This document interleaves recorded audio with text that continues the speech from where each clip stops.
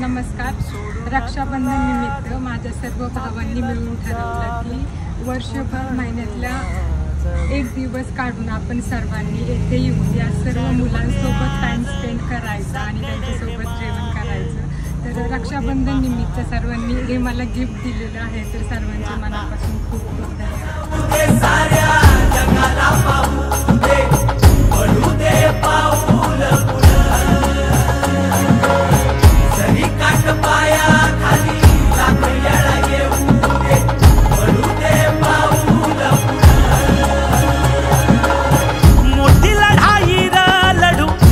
साठी र गड्या मनगटाचं जोर लावून